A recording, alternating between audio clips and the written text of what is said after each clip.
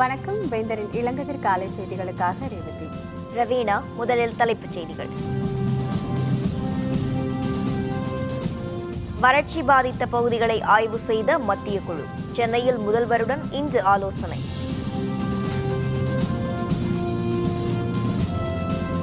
மின்னணு பண பரிமாற்றம், பிரதமரிடம் அறிக்கை தாக்கல்.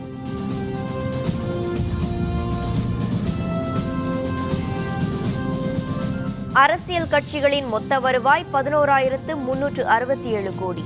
3,982 கோடி ரூபாய் பெற்று காங்கிரஸ் முதலிடம். இந்தியாவுடன் இணைந்து செயல்பட விருப்பம், பிரதமர் மோடியுடன் அமெரிக்க அதிபர் டிரம்ப் தொலைபேசியில் பேச்சு. தமிழகத்தில் வறட்சி பாதித்த பகுதிகளை ஆய்வு செய்த மத்திய குழு இன்று சென்னை தலைமைச் செயலகத்தில் முதல்வர் மற்றும் அமைச்சர்களை சந்தித்து ஆலோசனை நடத்தவுள்ளது. தமிழகத்தை வறட்சி பாதித்த மாநிலமாக மாநில அரசு அறிவித்ததை அடுத்து மத்திய குழு பார்வையிட்டு பாதிப்பு குறித்த மதிப்பீட்டு அறிக்கையை மத்திய அரசுக்கு அளிக்க வேண்டும் என வலியுறுத்தப்பட்டது. இதன் பேரில் தமிழகத்துக்கு கடந்த 22ஆம் தேதி ஆய்வு நடத்த வந்த தேசிய கூட்டுறவு மேம்பாட்டு கழக நிர்வாக இயக்குநர் வசுதா மிஸ்ரா தலைமையிலான மத்திய குழு 4 குழுக்களாக பிரிந்து டெல்டா மாவட்டங்கள் உள்பட மாநிலத்தின் பல்வேறு பகுதிகளிலும் ஆய்வு செய்தது. இந்த குழு இன்று சென்னை திரும்பி தலைமைச் செயலகத்தில் முதல்வர் பன்னீர்செல்வம் மற்றும் அமைச்சர்களை சந்தித்து ஆலோசிக்க உள்ளதாக தெரியவந்துள்ளது. இந்த குழு தமிழகத்தில் வறட்சியால் ஏற்பட்ட சேதங்கள் குறித்த அறிக்கையை ஒரு வாரத்துக்குள் மத்திய அரசிடம் தாக்கல் செய்யும் என எதிர்பார்க்கப்படுகிறது. ஜல்லிக்கட்டு தொடர்பாக கடந்த ஆண்டு ஜனவரியில் வெளியிட்ட அறிவிக்கையை திரும்ப பெற்றுக் கொள்வதாக உச்சநீதிமன்றத்தில் மத்திய அரசு தெரிவித்துள்ளது. ஜல்லிக்கட்டில் காளைகளை பங்கேற்க வகை செய்யும் வகையில் கடந்த ஆண்டு ஜனவரி மாதம் மத்திய அரசு அறிவிக்கை ஒன்றை வெளியிட்டது.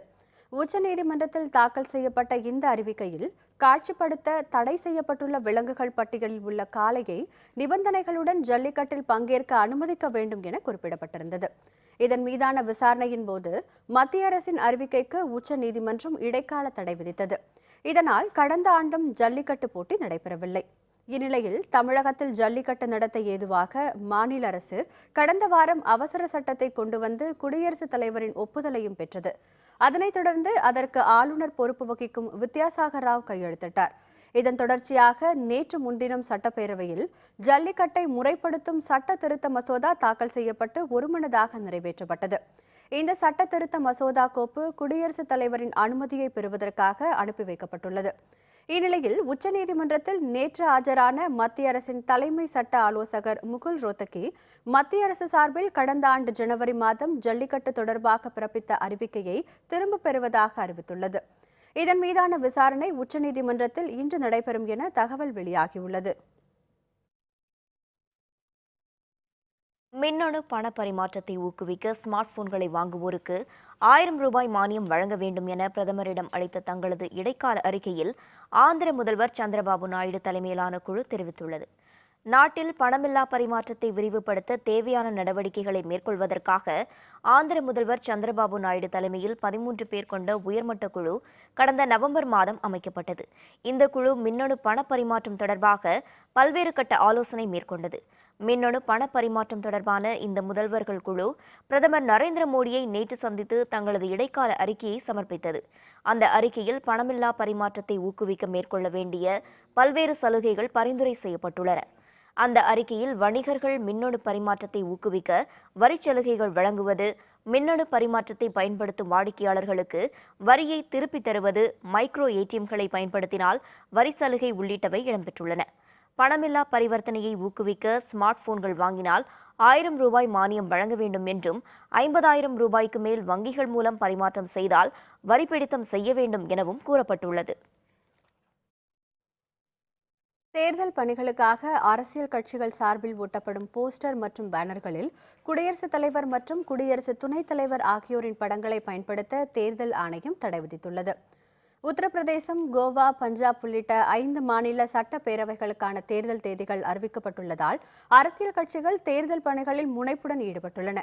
இந்நிலையில் பஞ்சாப் மாநிலம் லூதியானாவில் காங்கிரஸ் கட்சியினர் நடத்திய கூட்டத்தில் குடியரசுத் தலைவர் பிரணாப் முகர்ஜியின் புகைப்படத்துடன் கூடிய பேனர்களை சிலர் வைத்திருந்தனர். இதனை தேர்தல் ஆணையத்தின் கவனத்திற்கு அரசியல் கட்சியினர் சிலர் கொண்டு சென்றனர்.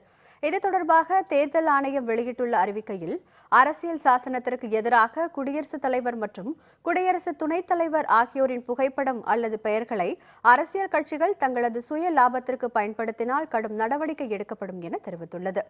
இந்த அறிவிப்பு அனைத்து கட்சியினருக்கும் பொருந்தும் என்றும் தேர்தல் ஆணையம் தெரிவித்துள்ளது. பிரதமரின் பண மதிப்பிழப்பு நடவடிக்கையால் கிராமப்புற மக்கள் கடுமையாக பாதிக்கப்பட்டுள்ளதாக உத்தரப்பிரதேசத்தில் தேர்தல் பிரச்சாரத்தை தொடங்கியுள்ள முதல்வர் அகிலேஷ் யாதவ் குற்றம் சாட்டியுள்ளார். உத்தரப்பிரதேசம் மாநில சட்டப்பேரவைக்கு 7 கட்டங்களாக தேர்தல் நடைபெறவுள்ள நிலையில் முதல் கட்ட வாக்குப்பதிவு வரும் பிப்ரவரி மாதம் 11ஆம் தேதி நடைபெறுகிறது. உத்தரப்பிரதேசத்தை பொறுத்தவரை ஆளும் சமாஜ்வாதி கட்சி காங்கிரசுடன் கூட்டணி அமைத்து இம்முறை தேர்தலை சந்திக்கிறது. சமாஜ்வாதி கட்சியின் தேசிய தலைவரும் முதல்வருமான அகிலேஷ் யாதவ் தமது தேர்தல் பிரச்சாரத்தை சுல்தான்பூரில் தொடங்கினார். அங்கு பொதுக்கூட்டம் ஒன்றில் பேசிய அகிலேஷ் யாதவ், பிரதமர் மோடி நல்ல நாட்கள் வரும் என மக்களிடம் வாக்குறுதி அளித்திருந்ததாகவும், ஆனால் இன்று வரை மக்களை ஏமாற்றி வருவதாகவும் குறிப்பிட்டார். சமாஜ்வாதி கட்சியின் தேர்தல் அறிக்கை பெண்கள், இளைஞர்கள் உள்பட அனைத்து தரப்பினருக்கும் வளர்ச்சியை தரும் விதத்தில் வெளியிடப்பட்டுள்ளதாக கூறினார். பிரதமரின் பண மதிப்பிழப்பு நடவடிக்கையால் கிராமப்புற மக்கள் கடுமையாக பாதிக்கப்பட்டுள்ளதாகவும் அகிலேஷ் யாதவ் தெரிவித்தார்.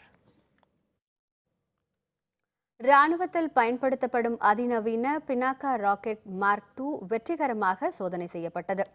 ஒடிசா மாநிலம் பாலசோரில் உள்ள சண்டிப்பூர் ராக்கெட் ஏவுதளத்திலிருந்து அதிநவீன பினாக்கா ராக்கெட் மார்க் 2 சோதனை முறையில் ஏவப்பட்டது. ராணுவ பயன்பாட்டில் எதிரியின் இலக்கை துல்லியமாக கணிப்பது, இலக்கை மாற்றுவது உள்ளிட்ட முக்கிய செயல்பாடுகளில் இந்த வகை ராக்கெட்கள் பயன்படுத்தப்படும். இந்த நிகழ்ச்சியில் ராணுவ உயர் அலுவலர்கள், DRDO அலுவலர்கள், அறிவியலாளர்கள் பங்கேற்றனர். ராக்கெட் சோதனை வெற்றி பெற்றதை அடுத்து விஞ்ஞானிகளுக்கு பாதுகாப்பு அமைச்சர் மனோகர் பாரிக்கர் வாழ்த்து தெரிவித்துள்ளார். கடந்த 2004ஆம் ஆண்டிலிருந்து 2015ஆம் ஆண்டு வரை அரசியல் கட்சிகளின் மொத்த வருமானம் 11,367 கோடி ரூபாய் என தெரியவந்துள்ளது. தேசிய மற்றும் மாநில அரசியல் கட்சிகளின் வருமானம் குறித்த அறிக்கையை தில்லியை சேர்ந்த ஜனநாயக சீர்திருத்த சங்கம் என்ற அமைப்பு வெளியிட்டுள்ளது. இதில் நன்கொடை, சொத்து விற்பனை, உறுப்பினர் கட்டணம், வங்கி வட்டி வரவு, புத்தக விற்பனை போன்ற வழிமுறைகளில் கிடைத்த அனைத்து தொகையும் அடங்கும். இதன்படி மேற்கண்ட 11 ஆண்டுகளில் அனைத்து அரசியல் கட்சிகளின் மொத்த வருவாய் 11,367 கோடியே 34 லட்சம் ரூபாய் ஆகும். இதில் காங்கிரஸ் கட்சி 3,982 கோடியே 9 லட்சம் ரூபாய் நிதி பெற்று முதலிடம் வகிக்கிறது.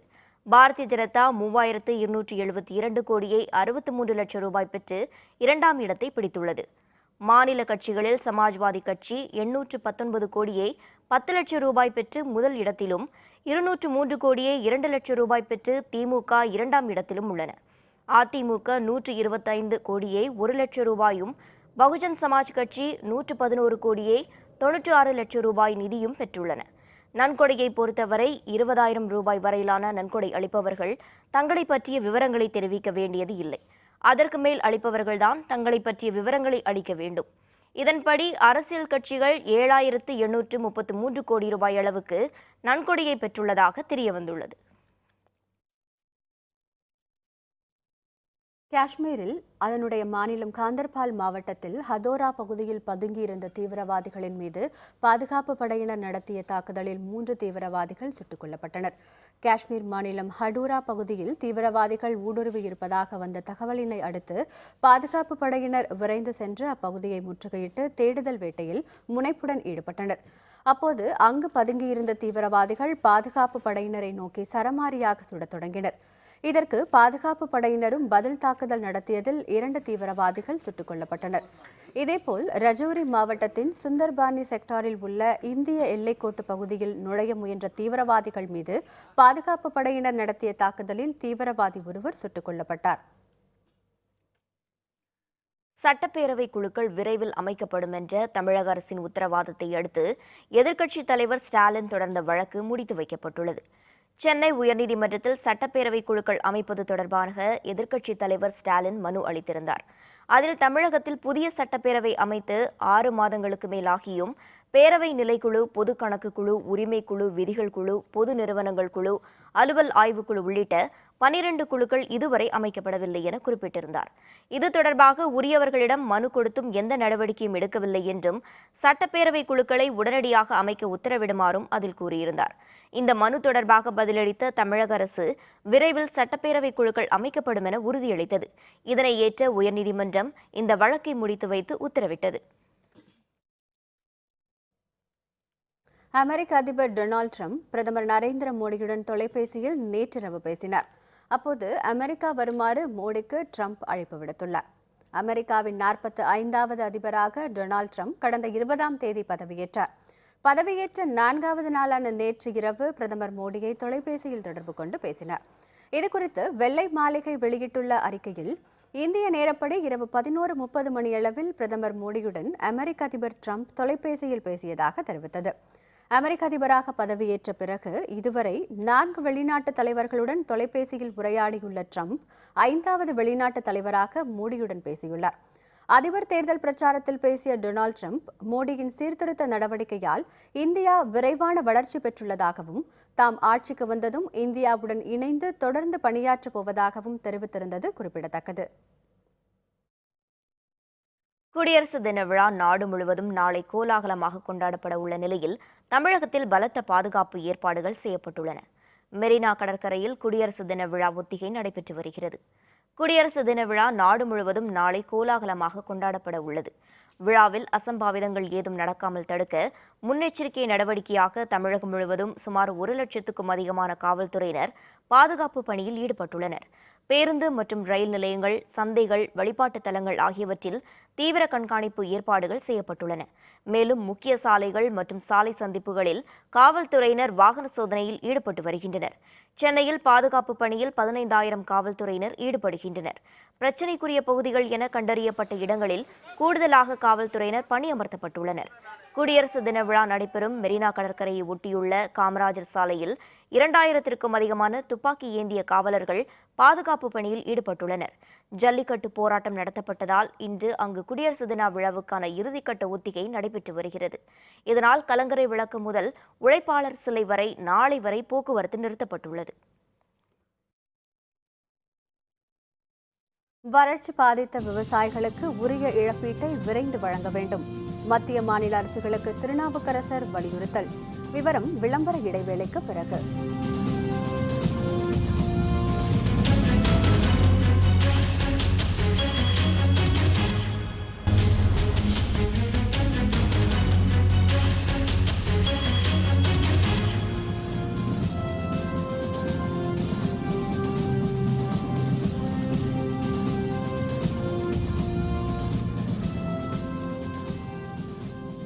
செய்திகள் தொடர்கின்றன.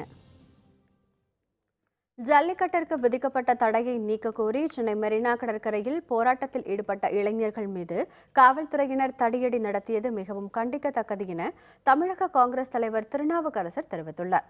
சென்னை விமான நிலையத்தில் செய்தியாளர்களுடன் பேசிய அவர், தமிழ்நாட்டில் உள்ள முக்கிய பிரச்சினைகள் குறித்து தில்லி சென்று குடியரசுத் தலைவரிடம் மனு அளித்ததாக தெரிவித்தார். காவிரி விவகாரத்தில் உச்சநீதிமன்ற உத்தரவின்படி கர்நாடகம் நடவடிக்கை மேற்கொள்ள வேண்டும் என்றும் தெரிவித்தார். வறட்சியால் பாதிக்கப்பட்ட தமிழக விவசாயிகளுக்கு உரிய இழப்பீட்டுத் தொகையை மத்திய மாநில அரசுகள் விரைந்து வழங்கிட வேண்டும் எனவும் வலியுறுத்தினர். கேரள மாநிலத்தில் புதிய அணை கட்டுவதை தடுத்து நிறுத்த மாநில அரசு அழுத்தம் தர வேண்டும் என தெரிவித்தார்.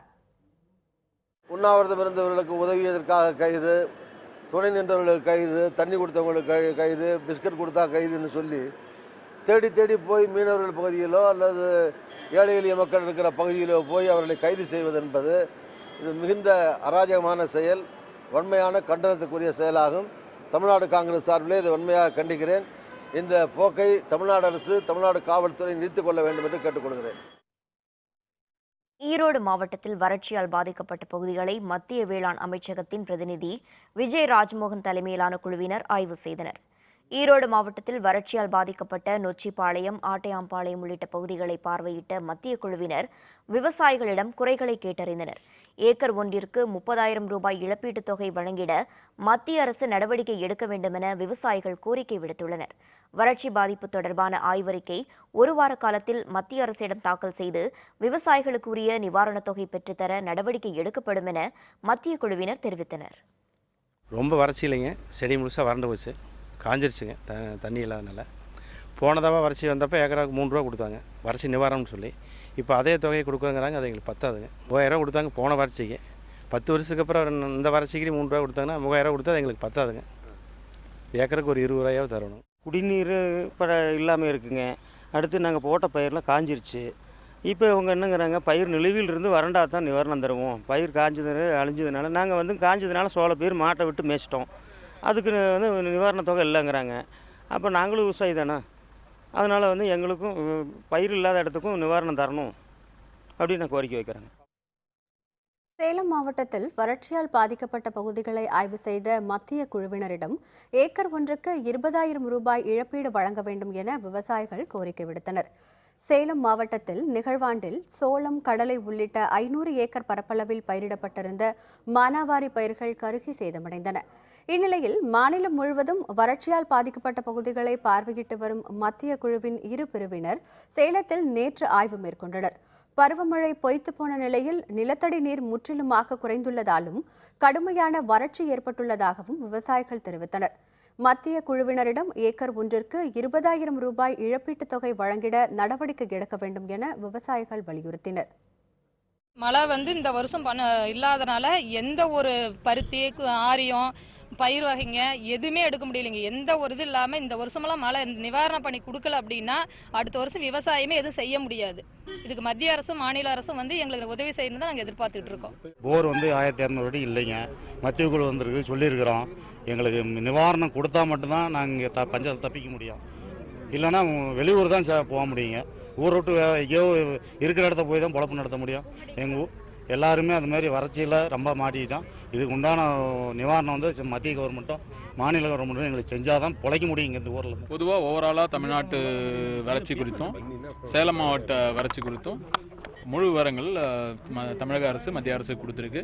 நாங்கள் டெல்லி இப்போ வர வியாழக்கிழமை போய் இதை பரிசீலனை பண்ணி, இப்போ நேரில் பார்த்ததையும் வச்சு பரிசீலனை பண்ணி மேலே இருக்க ஹெச்எல்சின்னு ஹை லெவல் கமிட்டிக்கு எங்களுடைய ரெக்கமெண்டேஷன் சப்மிட் பண்ணுவோம். நாமக்கல் மாவட்டத்தில் வறட்சி பாதித்த பகுதிகளை பார்வையிட்ட மத்திய குழுவினரிடம் விரைந்து பயிர் காப்பீட்டிற்கான இழப்பீட்டுத் தொகை வழங்க வேண்டுமென விவசாயிகள் கோரிக்கை விடுத்தனர். நாமக்கல் மாவட்டம் ராசாம்பாளையம், சிங்கானந்தபுரம் உள்ளிட்ட பகுதிகளில் வறட்சியால் பாதிப்புகளுக்குள்ளான தென்னை, மரவள்ளி உள்ளிட்ட பயிர்களை மத்திய குழுவினர் ஆய்வு மேற்கொண்டனர். பயிர்கள் காப்பீட்டு செய்வதில் முரண்பாடு ஏற்படுவதாகவும் இதனால் தங்களுக்கு உரிய பயிர் காப்பீட்டு இழப்பினை பெற முடியாத நிலை ஏற்பட்டுள்ளதாக விவசாயிகள் மத்திய குழுவினரிடம் புகார் தெரிவித்தனர். மத்திய அரசிடம் விரைவாக அறிக்கை தாக்கல் செய்து பாதிக்கப்பட்ட விவசாயிகளுக்கு உரிய இழப்பீட்டுத் தொகையை காலம் தாழ்த்தாமல் வழங்க வேண்டுமென நாமக்கல் விவசாயிகள் மத்திய குழுவினரிடம் கோரிக்கை விடுத்தனர். இந்த வெங்காயத்துக்கு பார்த்தீங்கன்னா ஒரு ஏக்கருக்கு 50,000 ரூபா செலவாகுதுங்க. ஆனால் இப்போ இந்த மாதிரி வறட்சி காரணமாக எதுவுமே பண்ண முடியலைங்க. முற்றிலுமே சேதமாயிடுச்சுங்க. இது எங்களுக்கு வந்திருந்ததுன்னா ஒரு 1,50,000 லட்ச ரூபாய்க்கு நாங்கள் வருமானம் எடுத்திருப்போங்க. இப்போ அந்த வருமானம் வராதனால குழந்தைங்களுக்கு பள்ளிக்கூடத்து கட்டணம் எதுவுமே செய்ய முடியலைங்க. அதனால் அரசாங்கம் எங்களுக்கு உரிய இழப்பீட்டு நிவாரணம் கொடுத்தா மட்டுமே விவசாயிகள்லாம் வாழ முடியும். மத்திய அரசு மாநில அரசுக்கு கொடுத்து மாநில அரசு உடனடியாக ஒவ்வொரு மாவட்டத்திற்கு நிதியை ஒதுக்கி அந்தந்த விவசாயிகளுக்கு கொடுக்க வேண்டும். இதில் காலதாமதம் ஏற்படுத்தக்கூடாது என்பது எங்களுடைய கோரிக்கை. இதை நாங்கள் வலியுறுத்தி கொண்டிருக்கின்றோம். தருமபுரி மாவட்டத்தில் வறட்சியால் பாதிக்கப்பட்ட பயிர்களை ஆய்வு செய்த மத்திய குழுவினர் விவசாயிகளுக்கு உரிய நிவாரணம் கிடைக்க நடவடிக்கை எடுக்கப்படும் என உறுதியளித்தனர். தருமபுரி அருகே மொரப்பூர் ஒன்றியத்தில் உள்ள தொட்டம்பட்டி, எலவடை உள்ளிட்ட பகுதிகளில் பயிரிடப்பட்டிருந்த மக்காச்சோளம், தென்னை பயிர்கள் உள்ளிட்டவை நீரின்றி கருகி போயின. இவற்றை நேரில் பார்வையிட்ட மத்திய ஆய்வுக்குழுவினர் இது பற்றிய விவரங்களை விவசாயிகளிடம் கேட்டறிந்தனர். ஈச்சம்பட்டி அணையிலிருந்து வீணாகின்ற நீரினை விவசாய பாசனத்திற்கு கால்வாய்கள் மூலம் தூர்வாரி தண்ணீர் விட வேண்டும் என விவசாயிகள் கோரிக்கை விடுத்தனர். விவசாயிகளுக்கு உரிய நிவாரணம் கிடைக்க நடவடிக்கை எடுக்கப்படும் என மத்திய குழுவினர் தெரிவித்தனர். சிவகங்கை மாவட்டத்தில் வறட்சியால் பாதிக்கப்பட்ட பயிர்களை ஆய்வு செய்த மத்திய குழுவினர் 1 வார காலத்திற்குள் ஆய்வறிக்கை தாக்கல் செய்யப்படும் என தெரிவித்துள்ளனர். சிவகங்கை மாவட்டத்தில் இளையான்குடி, செம்பனூர் உள்ளிட்ட வறட்சியால் பாதிக்கப்பட்ட பகுதிகளை SP திவாரி, அழகேசன் தலைமையிலான மத்திய குழு அலுவலர்கள் ஆய்வு செய்தனர். வறட்சியால் பாதிப்படைந்துள்ள நெல், கரும்பு, எள் உள்ளிட்ட பயிர்களை நேரில் பார்வையிட்ட மத்திய ஆய்வுக்குழுவினர் விவசாயிகளிடம் குறைகளை கேட்டறிந்தனர். வறட்சி பாதிப்பு தொடர்பான ஆய்வறிக்கை 1 வார காலத்தில் மத்திய அரசிடம் அளிக்கப்படும் என மத்திய குழுவினர் தெரிவித்தனர். மத்திய அரசின் நிவாரணம் மாநில அரசின் நிவாரணத்துடன் சேர்த்து வழங்கப்படும் என மத்திய குழுவினர் தெரிவித்தனர். ஒரு பயிருக்கு வந்து இப்போ 15,000 ரூபாய் அவங்க இன்வெஸ்ட் பண்ணியிருக்காங்கன்னா அந்த 15,000 ரூபாய் கொடுங்கன்ற மாதிரி கேட்குறாங்க. இப்போ கவர்மெண்ட் நாம்ஸ் பிரகாரம் அதுக்கு ஒவ்வொரு கிராப்புக்கும் ஒரு நாம்ஸ் இருக்குது, அந்த பிரகாரம் ரிலீஸ் பண்ணுவாங்க. அது இல்லாமல் இன்சூரன்ஸும் பண்ணியிருக்காங்க. அந்த இன்சூரன்ஸ் செஞ்சுருக்காங்கல்ல, அந்த இன்சூரன்ஸ் இதையும் அமௌண்ட்டையும் முடிஞ்ச வரை இவங்களுக்கு வந்து ரிலீஸ் பண்ணி கொடுக்கறதுக்கு ஏற்பாடு பண்ணிட்டு இருக்காங்க. வேலூர் மாவட்டம் கம்மாவன்பேட்டை கிராமத்தில் 2 ஆண்டுகளுக்கு பிறகு நடைபெற்ற எருதுவிடும் விழாவினை திரளானோர் கண்டுகளித்தனர். ஜல்லிக்கட்டு மீதான தடை நீக்கப்பட்டு அவசர சட்டம் பிறப்பிக்கப்பட்டதை அடுத்து வேலூர் மாவட்டம் கண்ணமங்கலம் அருகே கம்மாவன்பேட்டை கிராமத்தில் எருதுவிடும் விழா நடைபெற்றது. இங்கு 2 ஆண்டுகளுக்கு பிறகு எருதுவிடும் விழாவில் ஒன்றன் பின் ஒன்றாக காளைகள் அவிழ்த்துவிடப்பட்டன. சீறி பாய்ந்து வந்த எருதுகள் மக்கள் கூட்டத்திற்குள் புகுந்து ஓடியதை ஆர்வத்துடன் இரு புறங்களிலும் நின்றிருந்த திரளானோர் கண்டு ரசித்தனர். இதேபோன்று வேலூர் மாவட்டத்தில் பல்வேறு பகுதிகளிலும் எருதுவிடும் விழா நடைபெற்றது.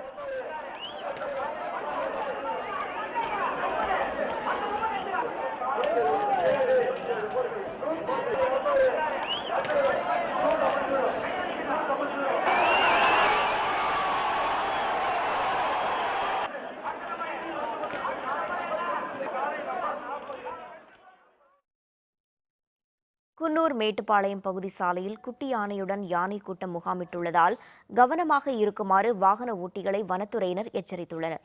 நீலகிரி மாவட்டம் குன்னூர் வனப்பகுதிகளில் யானை வழித்தடங்கள் மறிக்கப்பட்டுள்ளதால் குடிநீர் உணவை தேடி வரும் யானைகள் வழிமறி சாலைகளிலும் குடியிருப்பு பகுதிகளிலும் தஞ்சமடைவது தொடர்கதையாகி வருகிறது. தற்போது கடும் வறட்சி நிலவி வருவதால் குன்னூர் மேட்டுப்பாளையம் மலைப்பாதை சாலையில் பிறந்து 10 நாட்களே ஆன குட்டி யானையுடன் 3 பெண் யானைகள் சுற்றித் திரிகின்றன.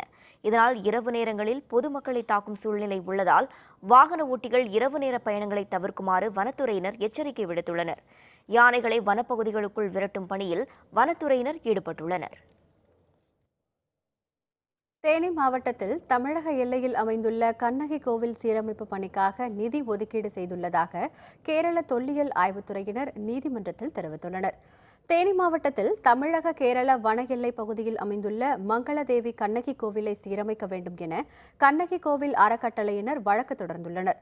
இந்த வழக்கில் வனத்துறையினரின் ஒத்துழைப்புடன் கேரள தொல்லியல் துறையினர் கோவிலை சீரமைக்க வேண்டும் என கேரள உயர்நீதிமன்றம் இடைக்கால உத்தரவிட்டது. உயர்நீதிமன்றத்தின் உத்தரவை தொல்லியல் துறையினர் நிறைவேற்ற தவறியதை அடுத்து கண்ணகி கோவிலின் அறக்கட்டளையினர் மேல்முறையீடு செய்தனர். இந்த வழக்கில் ஆஜரான தொல்லியல் ஆய்வுத்துறையினர் கோவில் பணிகளை 2 கோடி ரூபாய் செலவில் 5 கட்டமாக நடத்த இருப்பதாக தெரிவித்துள்ளனர். தற்போது முதற்கட்டமாக ஒப்பந்த புள்ளிகள் கோரப்பட்டு பணிகள் தொடங்க உள்ளதாக தொல்லியல் ஆய்வுத்துறையினர் கூறியுள்ளனர். கேரள தொல்பொருள் ஆய்வுத்துறையானது ஏறக்குறைய 2 கோடி ரூபாய் ஒதுக்கீடு செய்து அதில் தோராயமாக ஒரு 40 லட்சம் ரூபாய்க்கு ஒரு டெண்டர் வெளியிட்டிருக்கிறது. இந்த வேலைகளை தொடர்ந்து செய்வதன் மூலம் எங்களது கண்ணகி பக்தர்களுக்கும் தமிழக பக்தர்களுக்கும் மிக்க மகிழ்ச்சியை கேரள உயர்நீதிமன்றம் ஏற்படுத்தியிருக்கிறது என்பதை இந்த நேரத்தில் தெரிவித்துக் கொள்கின்றோம். தென் சீன கடல் விவகாரம். அமெரிக்காவுக்கு சீனா எச்சரிக்கை. விவரம் விளம்பர இடைவேளைக்கு பிறகு.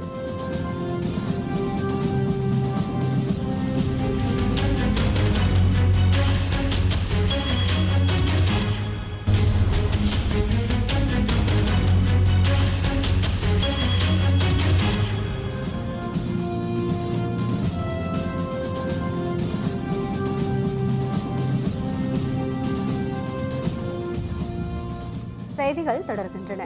இனி அயலக செய்திகள்.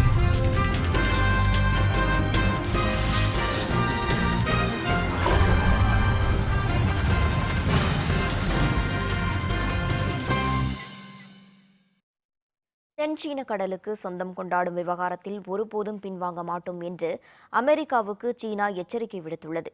தென் சீன கடலை சொந்தம் கொண்டாடி வரும் சீனாவுக்கு பிலிப்பைன்ஸ், மலேசியா, தைவான், வியட்நாம் ஆகிய நாடுகளுக்கும் இடையே மோதல் நடந்து வருகிறது. இந்த விவகாரத்தில் தலையிட்ட அமெரிக்காவை சீனா எச்சரித்ததை தொடர்ந்து இரு நாடுகளிடையே பனிப்போர் நிலவுகிறது. தென் சீன கடல் பன்னாட்டு செயல்பாடுகளுக்கு உரிய பகுதி என்றும் அதற்கு சீனா சொந்தம் கொண்டாட முடியாதென அமெரிக்கா மீண்டும் எச்சரித்தது. இதற்கு பதிலளித்த சீன வெளியுறவு செய்தி தொடர்பாளர் ஹுவா சுன்யிங், தென் சீன கடலில் சீனா தனது இறையாண்மையை நிலைநாட்டியே தீரும் என்றும் தங்களது உரிமைகளையும் நலன்களையும் உறுதி செய்யும் எனவும் உறுதிபட தெரிவித்துள்ளார். 中国在南海问题上的立场是明确和一贯的，那么我们在南海的行动也是正当合理的，不管别的国家发生什么样的变化，说了什么样的话，想做什么样的事情。中国坚定维护自身在南海领土主权和海洋权益的决心是不会改变的。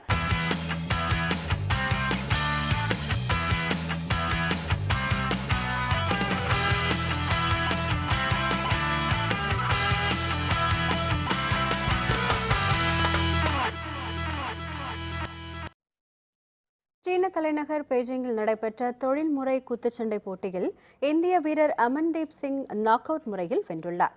ஆடவர் 56 கிலோ எடைப்பிரிவு போட்டியில் அமன்தீப் தாய்லாந்து வீரர் பாக்யூமை வென்றார். அமன்தீப் இதுவரை தான் பங்கேற்ற 2 தொழில்முறை போட்டிகளிலுமே வென்றுள்ளார். அவர் வீழ்த்திய பாக்யூம் 27 போட்டிகளில் 8 நாக் அவுட்களுடன் 14 வெற்றிகளை பெற்றுள்ளார். மீண்டும் தலைப்புச் செய்திகள். வறட்சி பாதித்த பகுதிகளை ஆய்வு செய்த மத்திய குழு சென்னையில் முதல்வருடன் இன்று ஆலோசனை.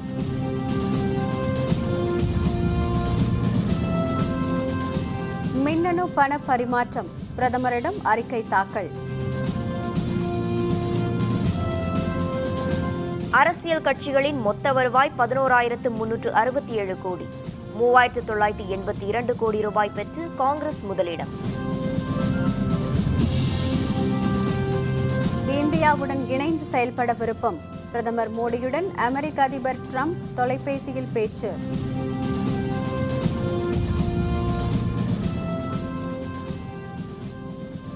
இத்துடன் வேந்தரின் இளங்கதிர் காலை செய்திகள் நிறைவடைந்தன. மீண்டும் பகல் 11 மணிக்கு வேந்தரின் இளங்கதிர் முற்பகல் செய்திகளில் சந்திப்போம். வணக்கம்.